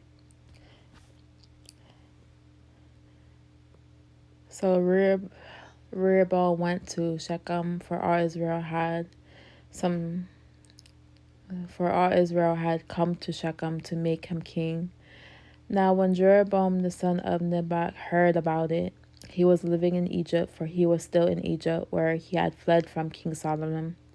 And so they sent word and called for him, and Jeroboam and all the assembly of Israel came and spoke to Rehoboam, saying, Your father made our yoke burden heavy, so now lighten the hard labor and the heavy yoke your father imposed on us, and we will serve you. Rehoboam replied to them, Leave for 3 days and come back to me for my decision. So that the people left. King Rehoboam consulted with the elders who had served and advised his father Solomon while he was still alive and said, How do you advise me to enter this people?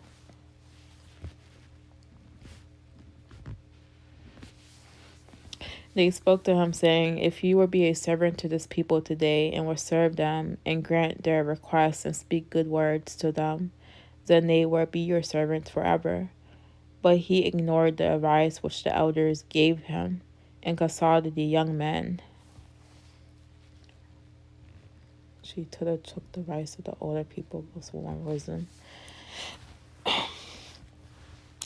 So he went to the young men who grew up with him and serving.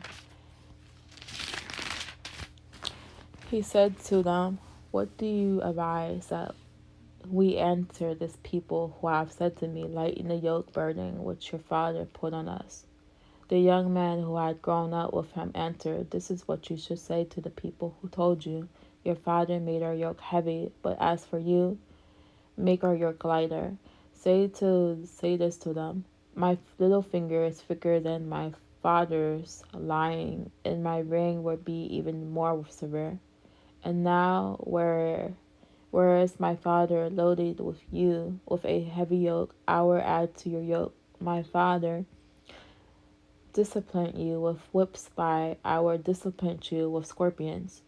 Jeroboam and all the people came back to Rehoboam on the third day, just as the king had instructed, saying, "Return to me on the third day."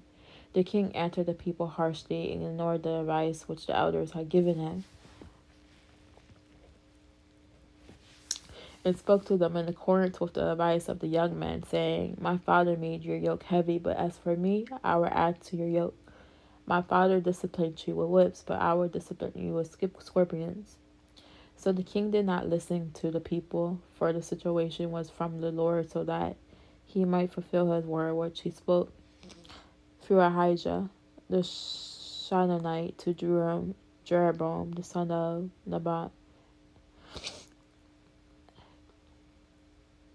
So the kingdom is divided, and Jeroboam rules Israel. So when all the 10 northern tribes of Israel saw that the king did not listen to them, the people replied to the king, saying, "What portion do we have in David? We have no inheritance in the sons of Jesse. To your tent, O Israel. Look now after your own house, David." Then Israel went back to their tents. But as for the sons of the descendant of Israel who lived in the cities of Judah, including Benjamin, Rehoboam reigned over them.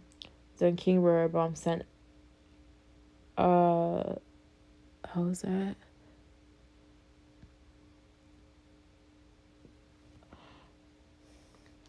Ordoram, who was in charge of the forced labor, to represent them, and all Israel stoned him to death. And King Rehoboam quickly mounted his chariot to escape to Jerusalem. So Israel, the 10 northern tribes, has rebelled against the house for a line of David to this day, the date of this writing. It came about when all Israel heard that Jeroboam had returned, that they sent word and called him to assembly and made him king over all Israel. None followed the house of David except the tribe of Judah, including Benjamin. Now when Rehoboam arrived in Jerusalem, he assembled all the fighting men from the house of Judah with the tribe of Benjamin, 180,000 chosen warriors, to fight against the house of Israel to bring the kingdom back to Rehoboam the son of Solomon. But the word of God came to Shemaiah the man of God, saying, "Tell Rehoboam the son of Solomon, king of Judah, that all the house, fighting men of Judah and Benjamin, and the rest of the people, thus says the Lord, you shall not go up and fight against your brothers, the sons of Israel. Let every man return to his house, for this thing has come about me from me." So they listened to the word of the Lord and returned to go home in accordance with the word of the Lord. Jeroboam's adultery. So then Jeroboam built a Shechem as his warrior city in the hill country of Ephraim and lived there. He went out from there and rebuilt a Penuel as a stronghold. Jeroboam doubted God's promise to him, and he said in his heart, "Now the kingdom will return to the house of David. If this people go up to the house of the Lord in Jerusalem to offer sacrifices, then their heart will turn to the Lord, to Rehoboam king of Judah, and they will kill me, and then return to Rehoboam the king of Judah."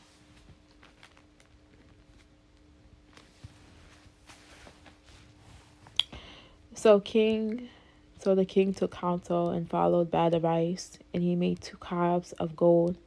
And he said to the people, "It is too much for you to go all the way up to Jerusalem. Behold your gods, O Israel, who brought you out of the land of Egypt." He set the one golden calf in Bethel, and the other one he put in Dan.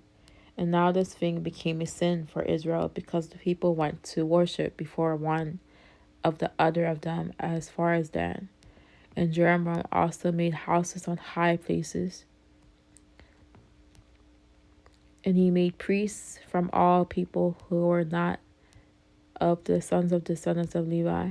Jeroboam held a feast on the 15th day of the 18th month, like the feast which is kept in Judah. And he went up to the altar, and he did this in Bethel, sacrificing to the calves which he had made. And he stationed in Bethel the priests of the high places which he had made, in Leviticus chapter 23, verse 34. So he went up to the altar which he had made in Bethel on the 15th day of the 8th month, in the month which he had devised in his own heart, in defiance of God's commandments, and he held a feast for the Israelites. And he went up to the altar to burn incense in defiance of God's law.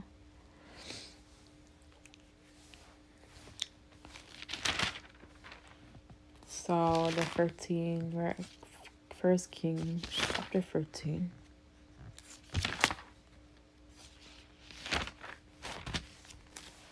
So Jeroboam is worn and stricken down. Now behold, there came a man of God from Judah to Bethel by the word command of the Lord, while Jeroboam was standing by the altar which he had built to the burn incense.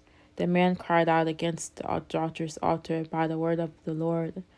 O altar, altar, thus says the Lord, behold, a son shall be born to the house of David.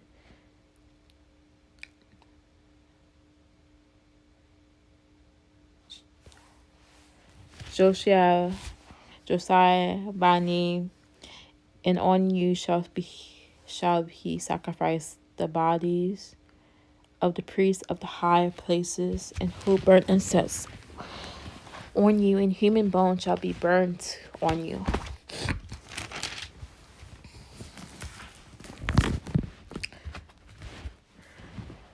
And he gave a sign the same day, saying, This is the sign which the Lord has spoken. Behold, the altar shall be split apart, and the ashes that are on it shall be poured out.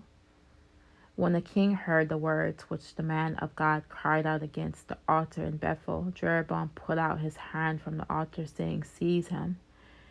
And his hand which he had put out against him withered, so that he was unable to pull it back to himself.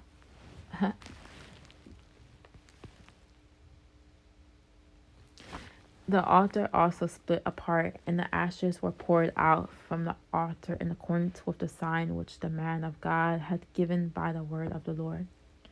The king answered and said to the man of God, Please entreat the favor of the Lord your God, and pray for me that my hand may be restored to me. So that the man of God entreated the Lord, and the king's hand was restored to him, and became as it was before. And the king said to the man of God, Come home with me and refresh yourself, and I will give you a reward.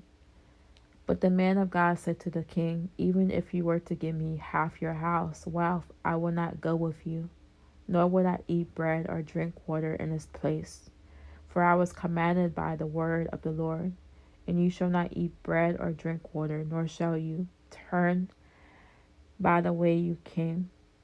So he went another way, and did not return by the way that he came to Bethel. The disobedient by the prophet. So now there was an old prophet living in Bethel, and his sons came and told him everything that the man of God had done that day in Bethel. And they also told the father the words which he had spoken to the king.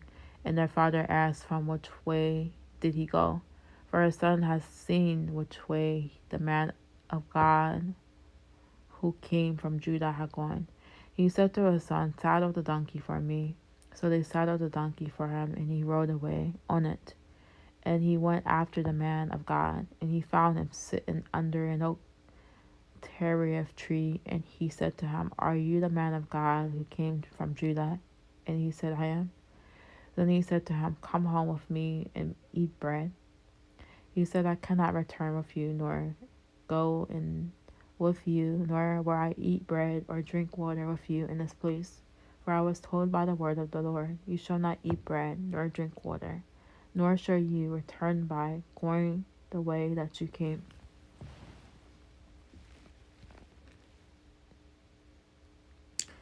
He answered him, I am too a prophet as you are. And an angel spoke to me by the word of the Lord, saying, he's lying.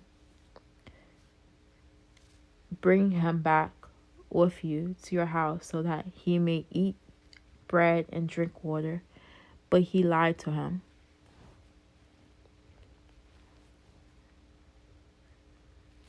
So the man of God went back with him, and he ate bread in his house and drank water. Now it happened as they were sitting at the table that the word of the Lord came to the prophet who had brought him back.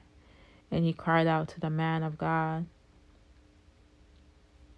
who had come from Judah, thus says the Lord, because you have disobeyed the word of the Lord and have not kept the commandments which the Lord your God commanded you, but have come back and have eaten bread and drunk water in the place of which the Lord said to you, you shall not eat bread nor drink water. Your body shall not come to the tomb of your father's ancestors.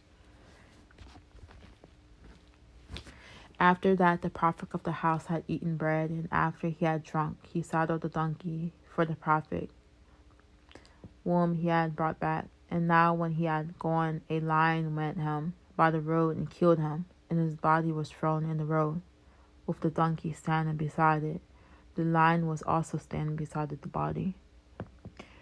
And there were men passing by, and they saw the body thrown in the road, and the lion stand beside the body. So they came and told about it in the city of Bethel, where the old prophet lived. And when the prophet who had brought him back from the road heard about it, he said, it is the man of God who was disobedient to the word of the Lord. Therefore the Lord has given him to the lion, which has torn him and killed him, in accordance with the word of the Lord, which he spoke to him. And he said to his son, saddle the donkey for me. And he saddled it. And he went and found the body thrown on the road, and the donkey and the lion stand beside the body.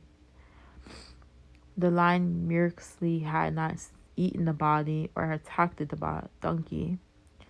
Then the prophet picked up the body of the man of God and laid it on the donkey and brought it back.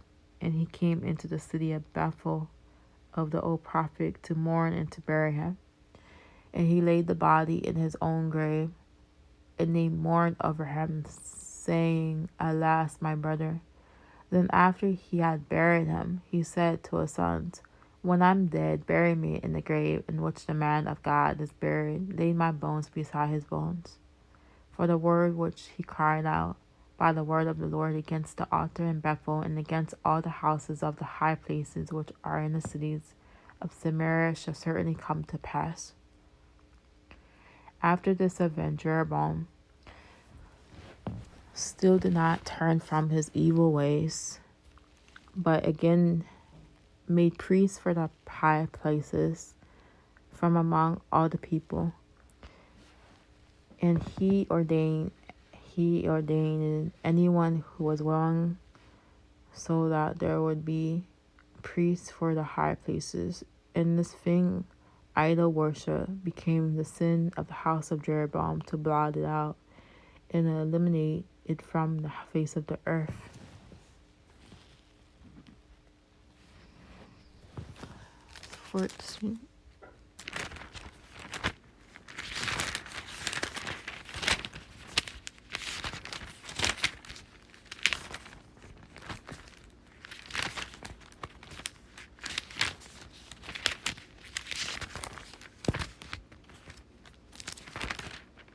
So we're at 14.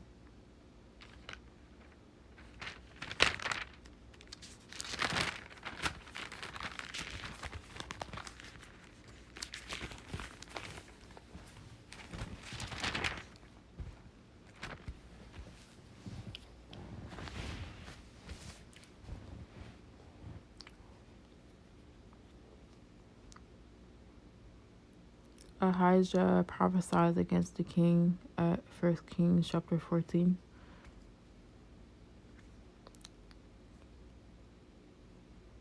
At that time, Abijah the son and crown prince here of Jeroboam became sick, and Jeroboam said to his wife, "Please get up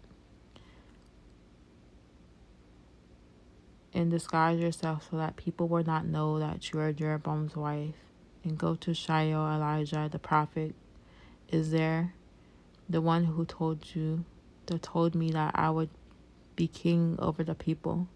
Take with you 10 loaves of bread, some cakes, and a bottle of honey, and go to him, and he will tell you what will happen to the boy." Jeroboam's wife did so, and she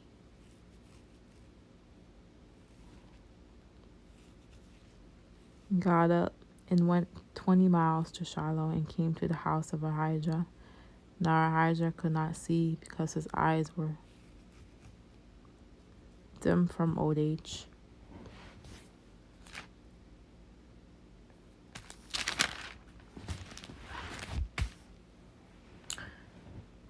And the Lord said to Ahijah, "Behold, the wife of Jeroboam is coming to inquire of you about her son because he is sick.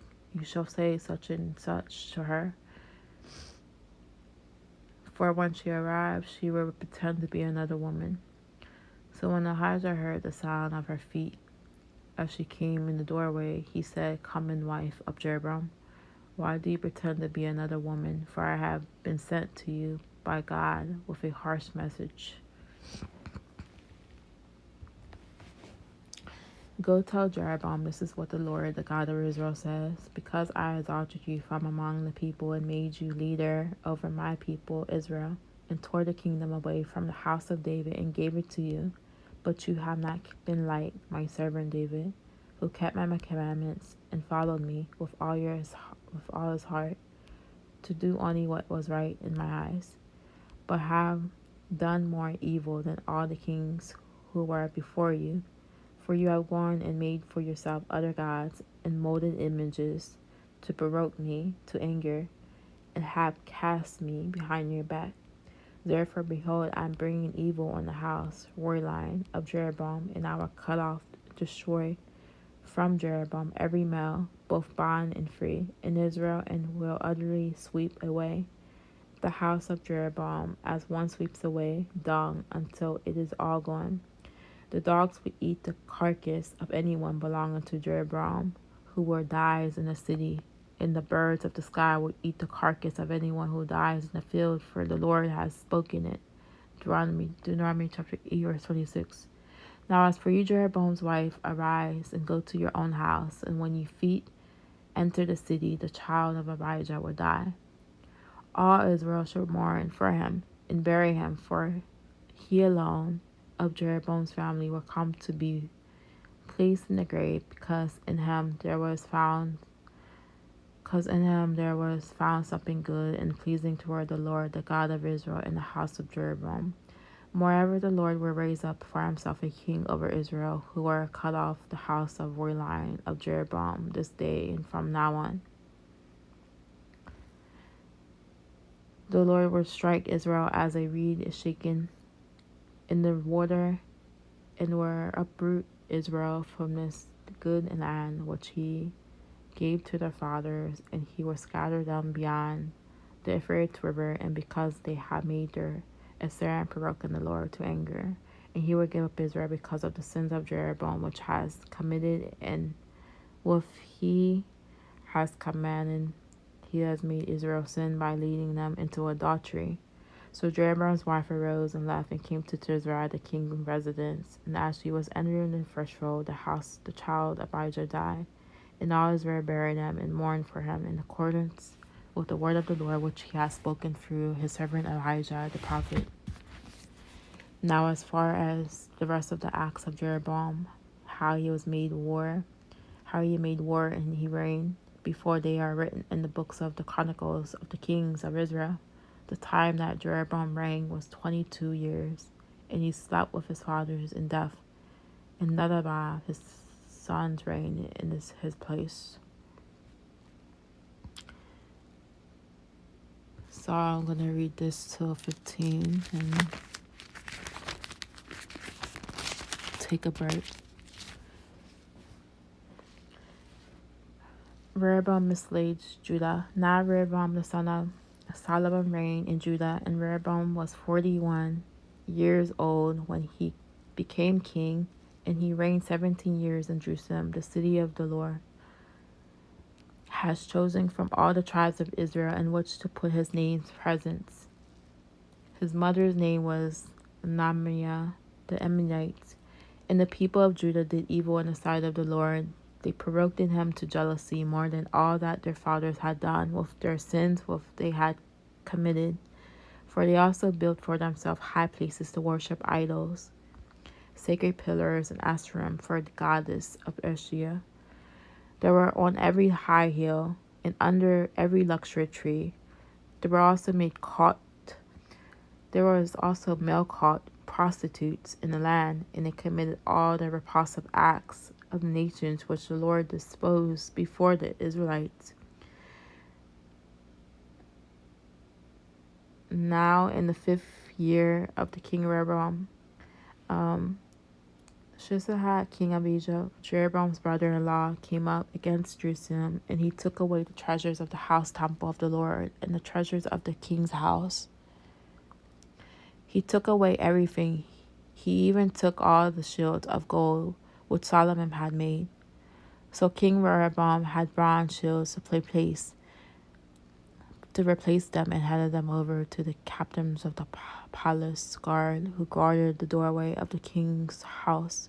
And as often as the king went into the house of the Lord, the guards would carry them and bring them back into the guardroom.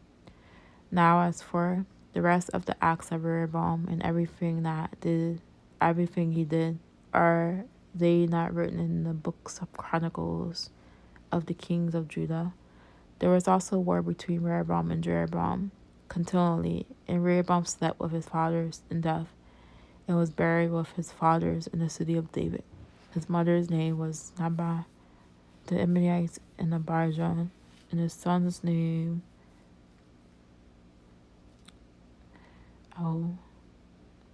and Abijah, and his son became king in his place. So the next page is 15, 1 Kings chapter 15.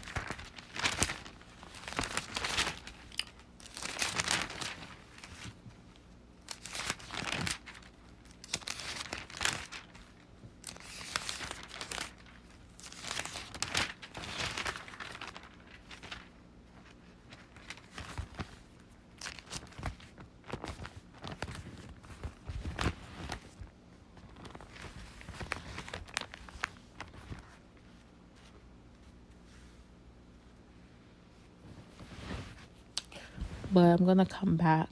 I'm going to take a little break. Thank you for listening.